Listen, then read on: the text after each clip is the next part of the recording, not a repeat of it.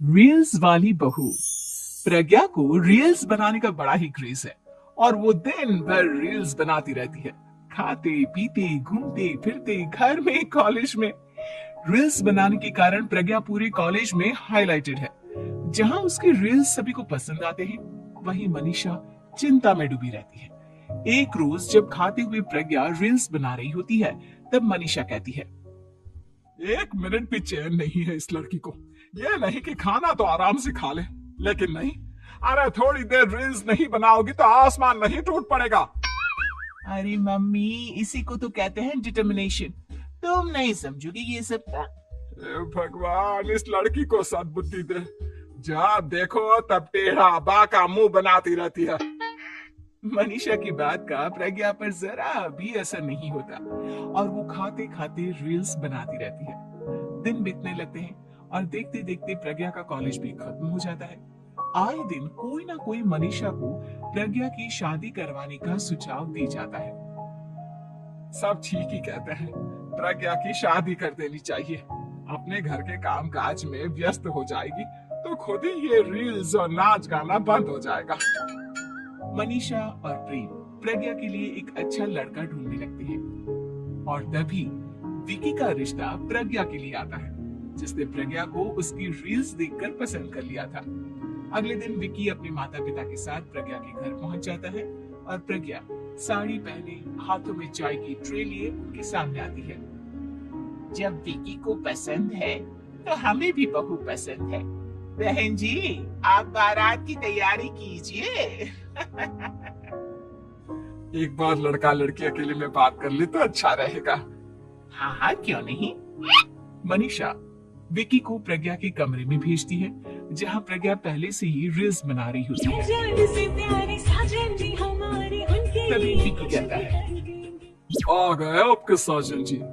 हमारे साथ ये रील्स कंप्लीट करती तो और भी अच्छा रहता।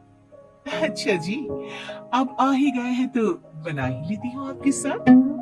दोनों मिलकर रील्स बनाते हैं। जब वी मीट और तुरंत पोस्ट भी कर देते हैं। फिर विकी कहता है, जब आप साड़ी में चाय लेकर आए तब मुझे लगा कि कहीं मैं गलत घर में तो नहीं आ गया। आप सही है।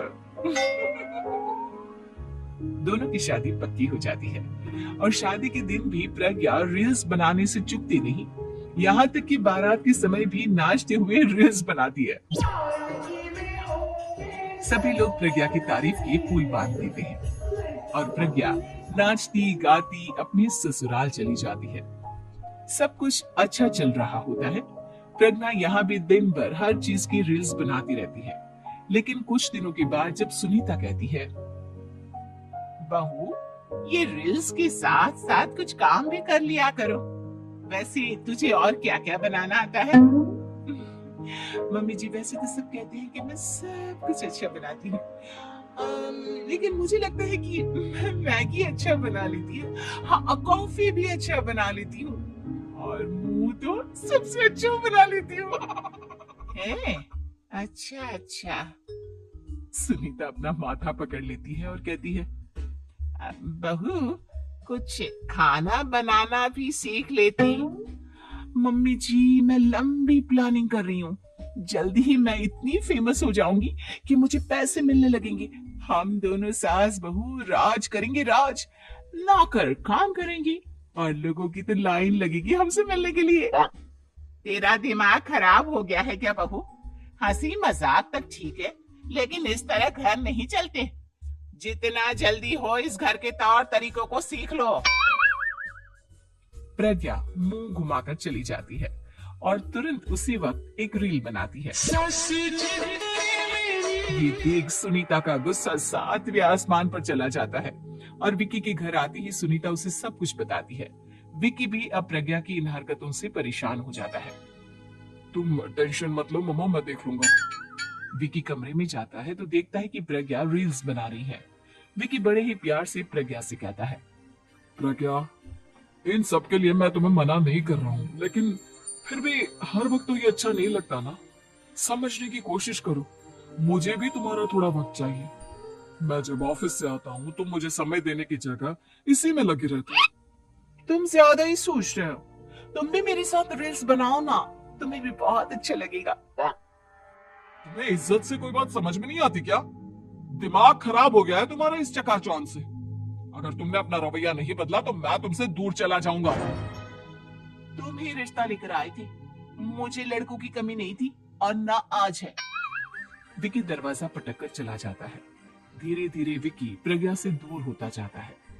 एक रोज मनीषा प्रज्ञा के ससुराल उससे मिलने जाती है। तब सुनीता उससे कहती है, बहन जी अब आई हैं तो कुछ दिन यहाँ रहकर जाइएगा, आप ही का घर है। हाँ मम्मी, बहुत दिन हो गए तुम्हारे साथ एक भी रील नहीं बनाई मैंने। प्रज्ञा तुरंत अपने फोन में रील्स ऑन कर लेती है। ये सब मुझसे नहीं होगा। तेरा ये भूत अभी तक नहीं उतरा क्या? बहन जी आप कुछ कहती नहीं क्या इसे?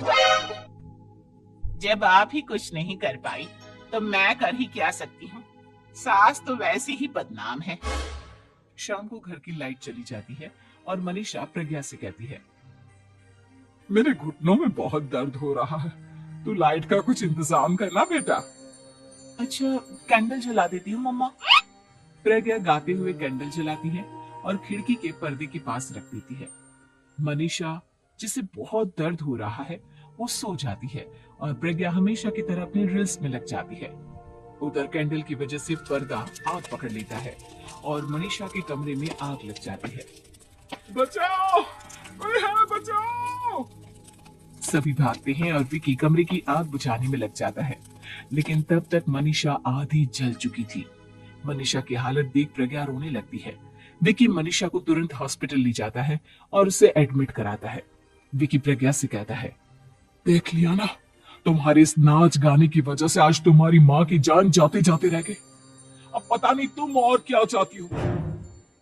उधर डॉक्टर कहते हैं, इनकी हालत बहुत नाजुक है, आधे से ज्यादा जल चुकी है। प्रज्ञा रोती हुई मंदिर में जाती है और भगवान के आगे जाकर कहती है, भगवान मेरी माँ को ठीक कर दो, मैं कसम खाती हूँ हाथ से ये रील्स बनाना छोड़ दूंगी, बस मुझे मेरी माँ वापस मिल जाए। 2 दिन बीत जाते हैं और मनीषा खतरे से बाहर आ जाती है। पेशेंट अब ठीक है, आप लोग उनसे मिल सकते हो। सब कोई मनीषा से मिलता है और प्रज्ञा सबके सामने अपना फोन तोड़ देती है।